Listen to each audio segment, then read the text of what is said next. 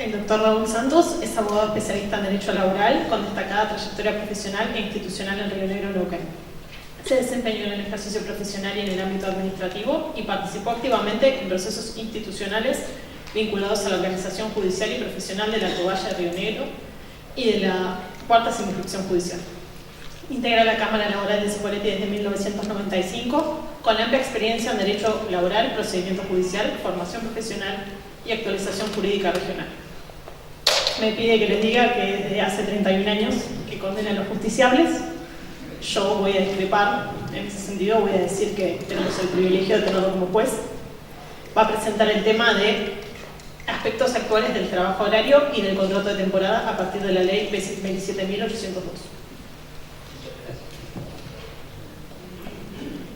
Hola.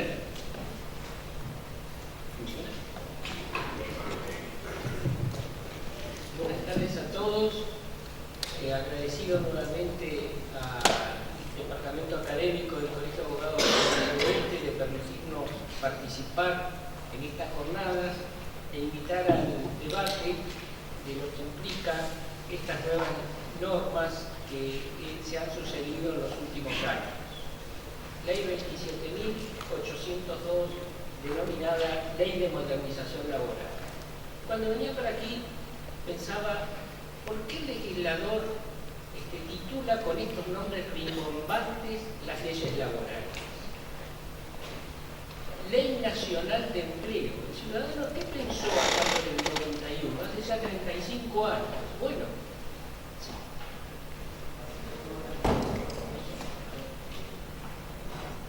¿Ahí? ¿Se escucha? ¿Qué pensó el ciudadano con la sanción de una ley que se llama Ley Nacional de Empleo?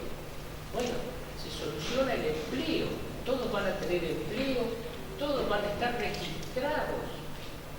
El empleador va a tener actividades promovidas, no va a tener problemas. Esta ley duró la edad de Cristo, 33 años, y lamentablemente fracasó. Fracasó no solo por la falta de registración a quien se le achaca siempre el incumplimiento, que por supuesto la parte empleadora. Desde mi humilde punto de vista, somos varios los responsables del fracaso de la ley. Fundamentalmente, actores sociales que siempre han estado, en teoría, al lado del trabajador, protegiéndolo, como son las asociaciones sindicales, y que estaban facultadas por esa ley para intimar la registración con la debida estabilidad que le otorgaba la ley. Y quiero ser sincero, al menos en mi tribunal, no he visto intimación alguna de dirigentes sindicales. Y es algo que, permítanme, imputo siempre, porque después por los medios de difusión o en los actos públicos nos quejamos de que nos derogaron las indemnizaciones agravadas, nos quedamos sin multas, pero en realidad muy poco y nada se hizo al respecto. Luego viene otra ley, ley bases. Bueno, el ciudadano de vuelta ya se sientan las bases para un diálogo fecundo. Transcurrieron 2 años, casi 2 años, y me parece que tampoco ha avanzado esto de registrar al trabajador clandestino. Y ahora tenemos una ley que el ciudadano dice, ¿qué es esto de modernización laboral? ¿Le otorgan herramientas nuevas al trabajador? ¿Hay herramientas nuevas para registrar? Veremos cuáles son y si son positivas o si son regresivas. Somos de la corriente que el derecho del trabajo en sí mismo no es un derecho autónomo, independiente. El derecho del trabajo integra lo que se llama el derecho social. Está compuesto por las normas laborales que rigen las relaciones entre los empleados y los empleadores, pero también por otras normas que rigen situaciones posteriores o anteriores al empleo. La registración, la seguridad social, la jubilación, las asignaciones familiares, la protección de que no haya accidentes, se protege mucho, por lo que escuché, no hay ningún juicio de riesgo del trabajo. Todo esto integra el derecho social. Y este derecho social tiene que ser un derecho dinámico, no puede estar compuesto de normas pétreas, porque si no, no va en el sentido en el cual en teoría avanza la sociedad. Más allá de que, por supuesto, hay que proteger ciertos parámetros, ciertos límites de las partes intervinientes. El derecho se nutre de qué? De la actividad económica, de los procesos productivos, de la incorporación de nuevas tecnologías, de las políticas económicas de los estados en determinados momentos históricos.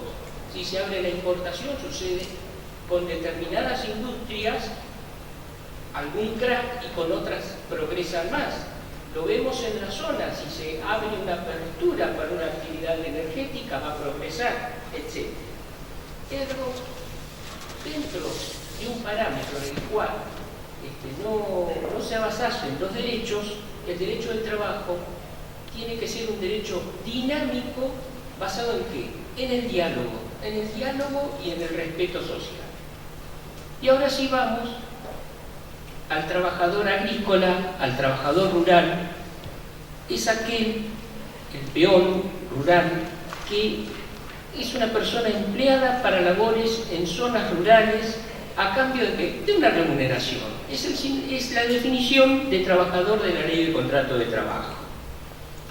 Toda mi narrativa va a versar sobre un ave, una hermosa ave que hay, que se llama golondrina. Entonces vamos a asemejar esos vuelos de la golondrina a lo largo de los años en esta historia contemporánea, cómo se ha posicionado, cómo ha quedado con sus derechos y con sus obligaciones. Para sentar un conocimiento primario, nada mejor que remitirnos a Juan Vialet Macé en el informe del Estado de las Clases Obreras en el interior de la República, que data de la década del 30, y allí describió detalladamente cómo se trabajaba. Esa actualidad fue mutando en la envergadura o progreso que correspondió según el contexto del grado de mecanización o automatización de toda la producción y de los diferentes cultivos. ¿Y cómo se trabaja estos cultivos? Con una migración estacional, a quienes se les denomina justamente los trabajadores golondrinas, que migran desde sus zonas de origen hacia las zonas de producción y vuelven a sus respectivas zonas. Generalmente, en nuestra república, del norte del país, migran hacia el sur del país o hacia el este. De Tucumán, por ejemplo, vienen a los cultivos del Alto Valle del Río Negro para cosechar la manzana y la pera, pueden ir a Corrientes para cosechar la naranja, a una zona de Buenos Aires para cosechar los duraznos, etc.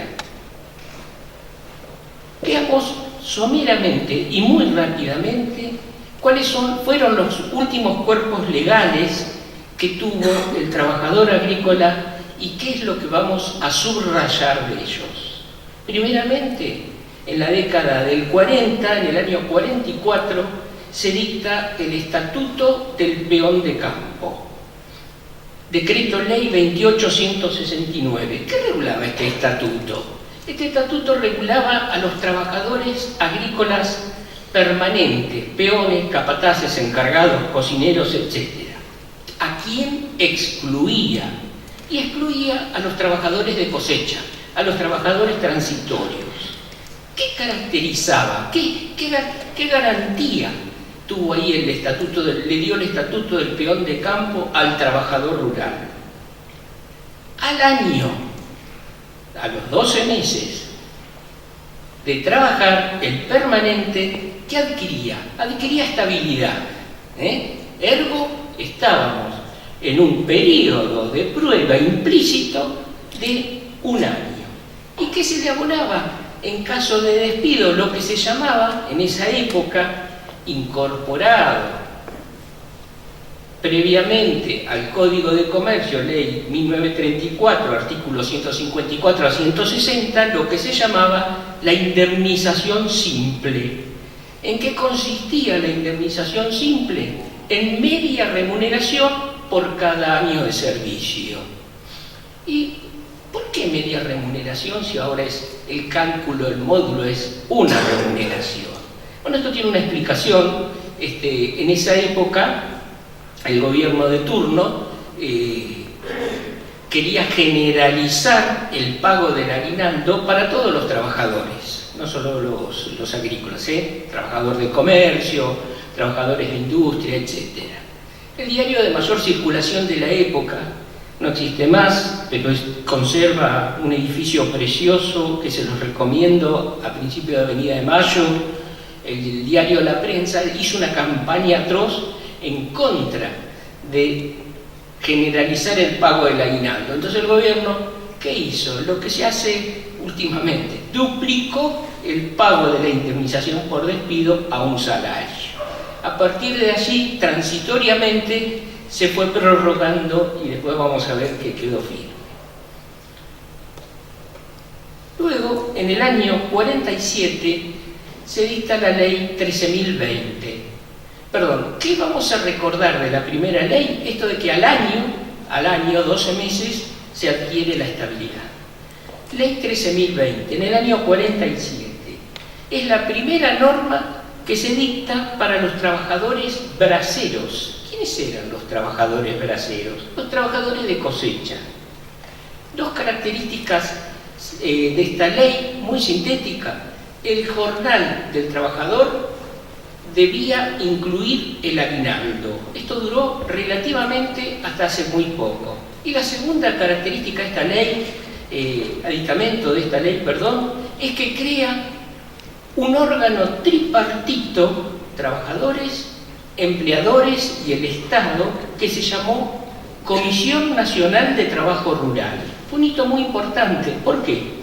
Porque era la encargada de convocar a las paritarias en distintas zonas del país a nivel nacional, y si no había acuerdo, la comisión tenía la facultad, la tuvo hasta hace, lo nombro porque hasta hace muy poquito lo tuvo, tenía la facultad de ¿qué? De fijar las remuneraciones mínimas del personal rural. Era muy importante, a pesar de que funcionó en el lugar más de campo que tenemos, que era a 4 cuadras del Obelisco, nunca funcionó en el interior. Llegamos al año 74, y en el año 74, 20 de septiembre, se dicta la ley 2744, que ¿qué hace esta ley? Aprueba lo que conocemos, el régimen de contrato de trabajo o ley de contrato de trabajo. ¿Y por qué la estoy nombrando si estamos hablando de los trabajadores rurales? Muy sencillo, porque su originario artículo segundo, ahora voy a hablar algo de artículos, su originario artículo segundo, ámbito de aplicación, no excluía al trabajador rural, solamente excluía ¿a quién? A los trabajadores domésticos y a los trabajadores públicos. Se le aplicaba a los estatutos particulares sus disposiciones cuando contemplen situaciones no previstas o consagren beneficios superiores y resulten compatibles con la naturaleza y modalidad de la actividad. Es decir, en el año 74 regían, a partir del año 74, disposiciones también de la ley de contrato de trabajo al trabajador rural. Muy breve, para no cansar, muy breve paréntesis, con autorización de ustedes me saco el saco, porque hace calor. Cuidado con los artículos, como dije. Hace poco, vamos a una anécdota, nos sucedió en el tribunal un intercambio telegráfico que solamente citaba artículos. Entonces, el colega que confeccionó esta intimación Intimo usted conforme artículo tal, bajo apercibimiento de artículo tal, no decía figuras, solamente artículos. No lo pudimos desentrañar hasta que se nos ocurrió ir a un Krotoshin viejo, segunda, tercera edición anterior a la ley de contrato de trabajo, y claro, él puso en inteligencia artificial lo que quería, los temas que quería, pero en vez de poner ley de contrato de trabajo, le pidió ley 2744 y asoció la ley 2744 al texto originario. Por favor, colegas, la inteligencia artificial es sumamente útil para todos la utilizamos, pero controlemos con las páginas oficiales. Y el último aviso, el tratadista y juez nacional del trabajo, Juan Carlos Fernández Madrid, no como en un alegato típico de una inteligencia artificial, pusieron al cantante español Fernando Lamadrid. Siempre es conveniente volver a leer lo que vamos a copiar. Avanza en el tiempo esta golondrina. Hizo su estación en el año 74 y llega al año 1980. En 1980 no existía el funcionamiento de todos los poderes del Estado, se dicta el decreto ley, o como lo decía el recordado Rodolfo Capón Filas, que lo llamaba reglas estatales, 22248. ¿Qué es? Es el estatuto de los trabajadores rurales. Tiene un par de características que hay que señalar.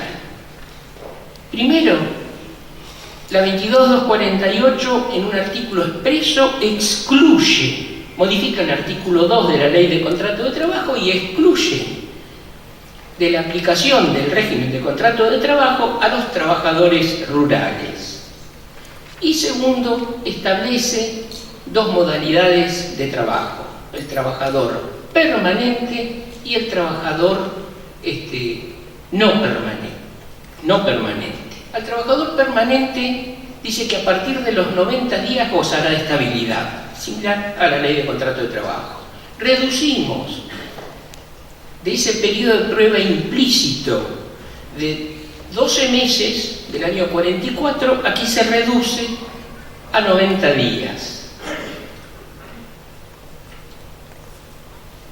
Tampoco tenía preaviso, recordemos, porque la 22248 asignaba un porcentaje de la indemnización por despido en concepto de preaviso según la antigüedad del trabajador, de un 20, 10%, etc.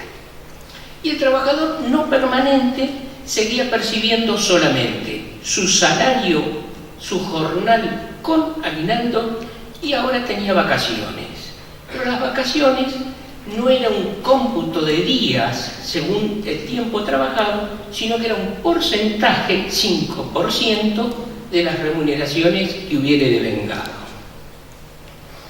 Esta golondrina sigue su vuelo, vuelve a su estación, viene para una próxima temporada y se encuentra con una ley dictada en el año 90 de gran importancia para todas las zonas agrícolas de las economías regionales del país. Resultó ser muy importante. Se la denominó Ley Jaroslavsky porque fue el autor de la ley, era el presidente del bloque de diputados del partido que gobernaba en esa época. No, perdón, ya no era el partido que gobernaba. Que fue la ley 23.808. ¿Qué relevancia tuvo esta ley? Muy cortita, pero muy importante. Modifica la ley 22248 y declara aplicable la ley de contrato de trabajo ¿para quién? Para los trabajadores ocupados en tareas de cosecha. Pero a partir de su sanción del año 90, el trabajador rural que cosechaba se le aplicaba nuevamente la ley de contrato de trabajo y no se le aplicaba el régimen propio específico. ¿Pudo haber conflicto, colega? Sí. ¿En cuándo era un conflicto que se presentaba aquí? Aquel trabajador que cosechaba, ergo, se le aplicaba la ley de contrato de trabajo, el empleador decía, sos un buen cosechador, no te querés quedar a podar, no te querés quedar a ralear o hacer otra tarea cultural. Entonces, había una dualidad de regímenes. Hubo soluciones pacíficas, no hay precedentes definitorios como para citar, y ya vamos a ver que volvió a modificarse, se torna abstracta la cuestión. Esta golondrina sigue su vuelo, viene para otra temporada, y en el año, en Reyes del 2012, comienza a regir la ley 26.727, que denominada Régimen Nacional del Trabajo Agrario, es el actual estatuto vigente con todas las modificaciones que ahora vamos a ver. Se da en un periodo que se llamó, aparte de la doctrina, lo llamó la eleseitización de los estatutos, porque posteriormente, recordemos, que dejó de tener vigencia el viejo decreto ley 326/56 aplicable a los trabajadores domésticos, y comenzó a regir la 26.844 de trabajadores de casa de familia. Tres normas importantes para comprender cómo queda la situación del trabajador rural a partir de esta ley. El artículo 104 de la ley vuelve a modificar la ley de contrato de trabajo y declara aplicable la ley de contrato de trabajo a los trabajadores agrarios sin perjuicio de las disposiciones de este estatuto particular. Dice que será de aplicación supletoria. Su artículo 2, inciso B, lo declara como fuente de aplicación, y una norma importante que quiero resaltar para ver la problemática que va a seguir: el artículo 100 establece: las disposiciones del presente estatuto son de orden público y excluyen a las de la ley de contrato de trabajo por casos contemplados en el presente.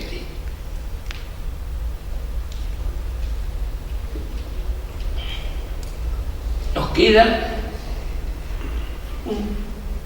una sola referencia al ámbito de aplicación y a las exclusiones del Estatuto del Trabajo Agrario. Su artículo 3, inciso F, que detalla todos los trabajadores que están excluidos, administrativos, que se desarrollen en centros urbanos, etc.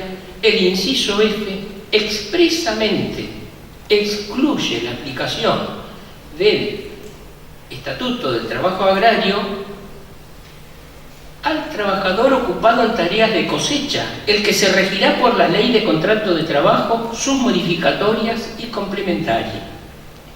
Ergo, ratifica el contenido de la 23.808. Esta norma la vamos a reiterar y vamos a ver qué consecuencias acarrea. ¿Qué previó el Estatuto del Trabajador Agrario a partir del 2012? Previó 3 modalidades de trabajo. Yo entiendo que, si bien no es una modalidad, tenemos que hacer referencia a 4. Primero, su artículo 16, el contrato de trabajo agrario de prestación continua, es decir, el trabajador permanente. Expresamente, la ley dice: no se puede celebrar a prueba. Y otra característica, su artículo 22, cuando habla de, en caso de extinción del contrato y abonando indemnizaciones, le establece al trabajador agrario permanente un piso mínimo, igual que el 245. Recuerdan que siempre tuvo un piso mínimo. Hasta el año 2004, ¿de cuánto era? De 2 salarios. A partir del 2004 se redujo a un salario. Ley 25.877. Esta ley expresamente establece que nunca será, el piso mínimo es de 2 salarios. Nunca esto ha sido modificado. Luego hay otra modalidad, que es el trabajador temporario, era el no permanente que venía con la 22.248. ¿A qué se le garantiza? El pago del jornal, el pago del aguinaldo y sus vacaciones. También como porcentaje, no como cantidad de días, nada más que duplica, en vez de un 5 a un 10% de las remuneraciones devengadas. Incluye este estatuto una tercera categoría, creo que muy importante para el trabajador y para el empleador. Y ahora vamos a ver por qué. Para aquellas tareas cíclicas o temporarias que un trabajador hubiera realizado para un mismo empleador, ya deja de ser un trabajador temporario para ser un trabajador permanente de prestación discontinua. Este trabajador, ¿a qué lo asimilamos? A los trabajadores temporarios del 96 de la Ley de Contrato de Trabajo. Es decir, ¿qué es lo que adquiere este trabajador? La garantía de que ante la reiteración del ciclo de la temporada tiene preferencia a ser convocado. ¿Qué más adquiere aparte de que si por tiempo de servicio le corresponden indemnizaciones debe ser indemnizado? Algo más adquiría la remisión al 95, tercer párrafo, que ayer Alejandro Cataldi nos explicó, que los daños y perjuicios de la extinción de un contrato a plazo fijo antes de su vencimiento. Esto lo tenía el trabajador rural. Sigue esta golondrina. En su próxima estación llega y dice, bueno, ¿con qué me encuentro en esta temporada? Y en esta temporada en Tucumán se sanciona una ley que se llama la Ley Bases. Y ahora, ¿en qué me afecta o en qué me beneficia, dice el trabajador rural, la Ley Bases? Julio de 2024, hace casi 2 años. La Ley Bases modifica el artículo 16 del Estatuto, es decir, trabajador permanente de prestación continua, que no tenía periodo a prueba en forma expresa, dice que ahora se remite al 92 bis de la Ley de Contrato de Trabajo. Ergo, el periodo de prueba del trabajador, el trabajador rural va a tener un periodo de prueba permanente y de 6 meses. Se suscitó cierta discusión si esto también implicaba incorporarlo al trabajador permanente de prestación discontinua. Quiero ser sincero, no tuvimos ningún caso. Y también si ese periodo de prueba debía ser computado como tiempo efectivo de trabajo o en forma lineal, porque si no iban a suceder prácticamente 3 años hasta que se completen esos 6 meses. Esta cuestión quedó en abstracto. ¿Por qué? Porque esta nueva golondrina vuelve a trabajar en el año 2026, ya a punto de jubilarse, y se encuentra con la ley 27.802, una ley que tiene importantes modificaciones para el trabajador rural. Reafirma la ley que el contrato de trabajo agrario se presume celebrado con carácter permanente, salvo las modalidades que prevé. Y agrega un periodo de prueba expreso sin remisión al periodo de prueba de la Ley de Contrato de Trabajo del 92 bis. Entonces, la golondrina dirá, bueno, me probarán por 20 días, un mes, 2 meses. No, ahora el periodo de prueba expreso para el trabajador agrario son 8 meses. Es decir, para hacer tareas culturales se lo prueba durante 8 meses. por carácter residual hay que cumplimentar los requisitos que establece el 92 bis. No contratar a esta golondrina por más de una vez, registrarla, garantizarle la licencia inculpable por el término que dure, el periodo, las prestaciones de ley de riesgos, etc. ¿Qué otras modificaciones tuvo? Tuvo otras. Recordamos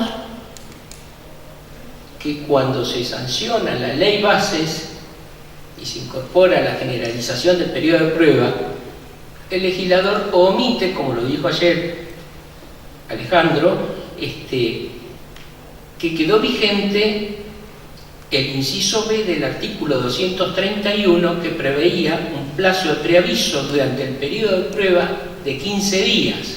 Esto sí se acordaron ahora, todos a veces tenemos nuestros lapsos y a veces nos acordamos, y fue derogado. En conclusión, hoy el trabajador agrario tiene un periodo de prueba de 8 meses sin derecho a reparación alguna, aparte de sus jornales, aguinaldo y vacaciones. Pero hay más modificaciones.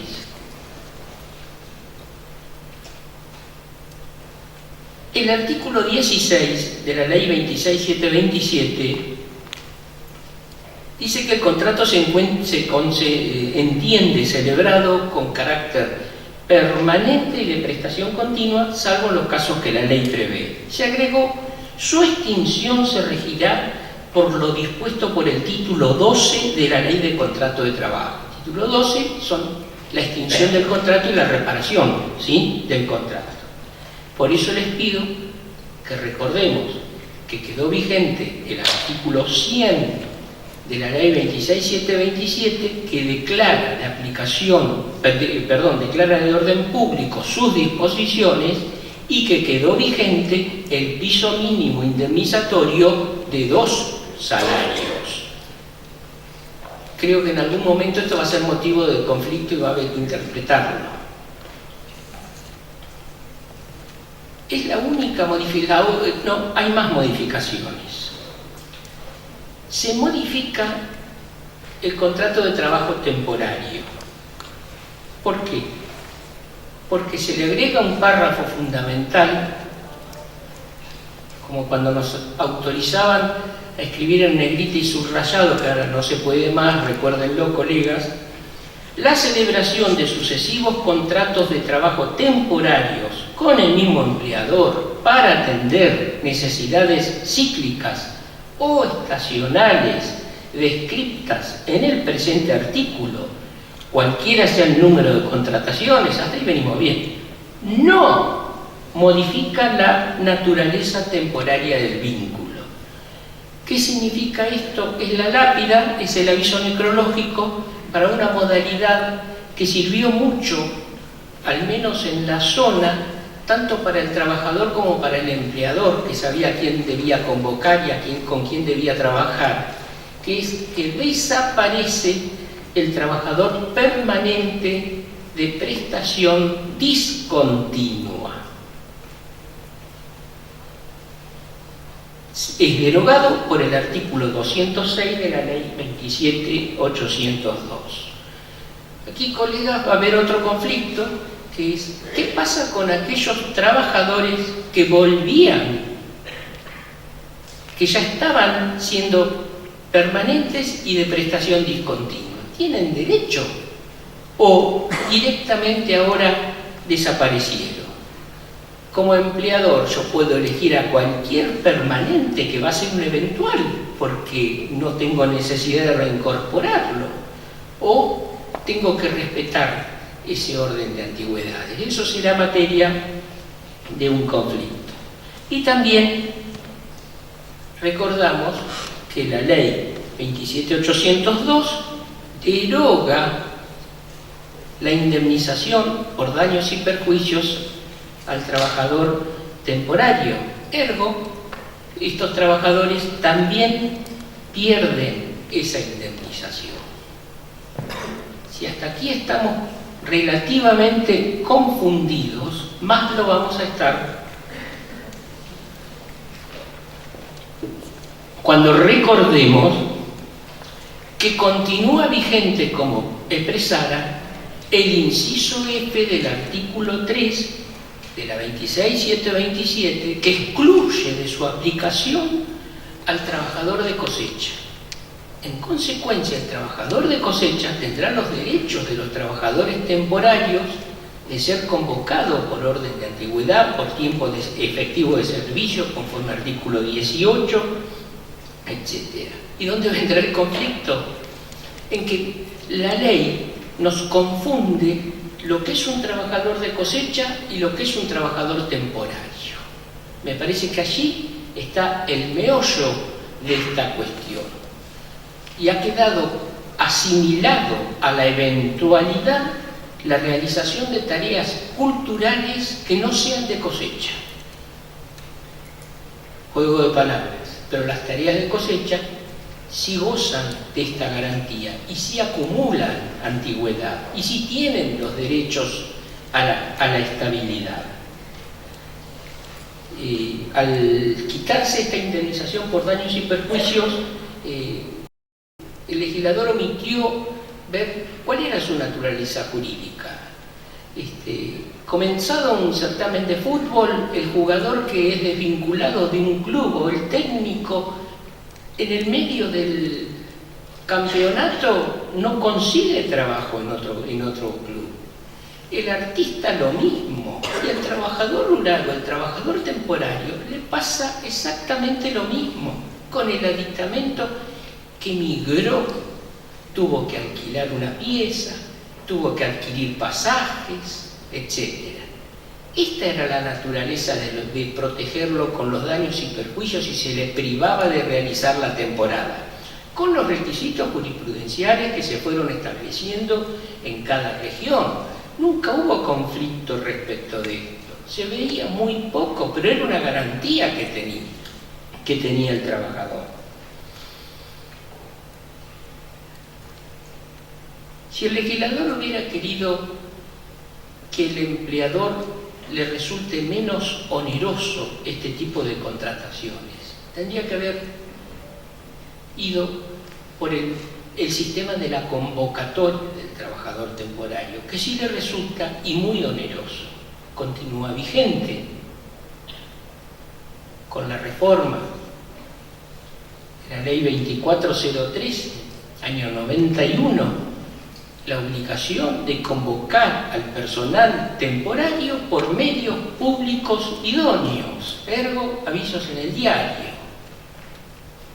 Aquí recordamos pronunciamientos de uno del primer juez que tuvo el tribunal que integro, el conocido doctor Julio Argentino Ruiz, que nos explicaba que esta expresión de voluntad podía ser bilateral: convoco y me pongo a disposición, o a la inversa, me pongo a disposición y es convocado, o unilateral: convoco y el trabajador no se presenta, allí hay otro camino de conflicto que hay que intimarlo, o el empleador no convoca, y el 98 sigue vigente y lo hace cargo de las indemnizaciones por despido. Y esta publicación en los medios públicos idóneos, dice, en los diarios de mayor circulación, es muy onerosa y no surte ningún resultado útil. Aprovecho la presencia del doctor Esteban Carcavalo para rendir homenaje a su papá, el doctor Hugo Raimundo Carcavalo, que gran juez laboralista, que dirigió la revista Trabajo y Seguridad Social del Derecho y que publicó en el año 98 un fallo de Mar del Plata, de la Cámara del Trabajo, en el cual se daba cuenta allí de la inutilidad de este sistema, y el doctor decía: con magros ingresos y en receso y sin percibir salarios, el trabajador debe distraer necesidades básicas de su familia para comprar diarios y poder así enterarse dentro de los próximos 30 días aproximadamente cuando sería convocado a trabajar. En un sistema hoy actual, ¿quién no tiene El grupo de papis, el grupo de mami, el grupo de fútbol, el grupo de todos los trabajadores también tienen su grupo de WhatsApp. ¿Quién no tiene un celular? ¿Quién no puede avisar de otra manera? Este caso de trabajador temporario fue comentado en esta revista junto con otro de Capital, Gómez con Sáenz Briones, que era una disputa de cuál era el diario más leído y decían que era La Nación. Son los únicos dos casos comentados porque generalmente antes las editoriales llegaban hasta General Paz. Ahora ya hay editoriales que publican muchos fallos del interior del país. Esto es lo que les quería comentar, este vuelo de la golondrina, las diferentes etapas, los diferentes periodos de prueba, las diferentes garantías indemnizatorias y sus diferentes modalidades que tenía. Si tengo un minuto, ¿sí? Quisiera hacer referencia, se comentó ayer, el doctor Diego Tosca en Solidaridad, solamente voy a agregar que también se modificó la ley 26727 en este tema, y visto con sentido común, uno primero dice, bueno, no está del todo mal lo que quiere decir la ley, pero reglamentémosla correctamente. Dice que solamente el inquilino, el usufructuario de un campo que no le es propio, responderá por el tiempo en el cual ocupó ese campo, no por obligaciones que venían siendo devengadas ni por obligaciones posteriores. Ahora, hay exámenes pre- y postocupacionales para determinar si los trabajadores en ese periodo estuvieron en condiciones aptas o si terminaron con alguna dolencia.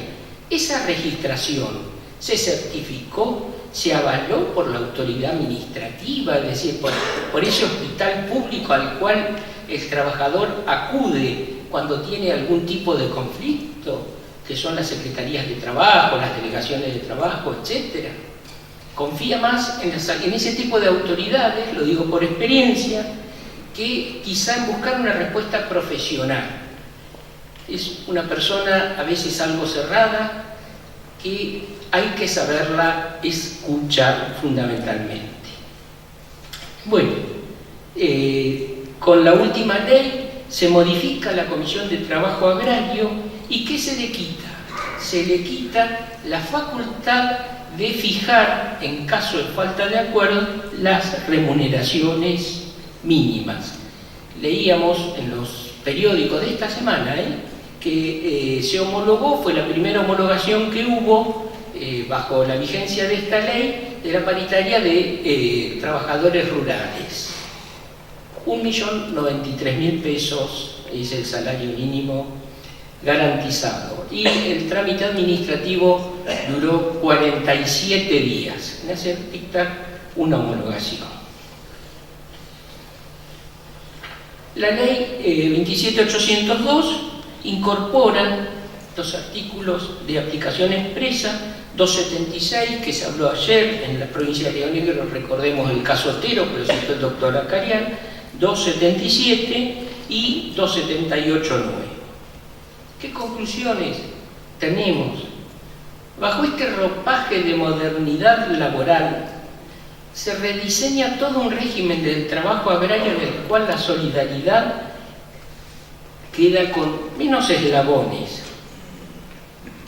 Se modifica el trabajo temporario cíclico, para mí, ver de manera muy desventajosa para esa golondrina, porque va a venir y no va a saber si va a tener el trabajo garantizado o no. Se desplaza el centro de fijación salarial a la negociación colectiva y se estandariza el cálculo de intereses como lo hace en el 276. Situación personal que considero que en todo el país tiene que regir el mismo cálculo, porque si no, las empresas que tienen establecimientos en el interior siempre tienen que consultar dónde es el pleito, en San Juan, en Río Negro, en qué jurisdicción, cómo hago. Es decir, creo que eso sí es positivo. Este es el vuelo de esta golondrina agrícola que vamos a ver cómo termina, porque por supuesto ni empezó en el año 44 ni va a terminar con la ley 27802. Estoy dispuesto a cualquier tipo de consulta. Gracias.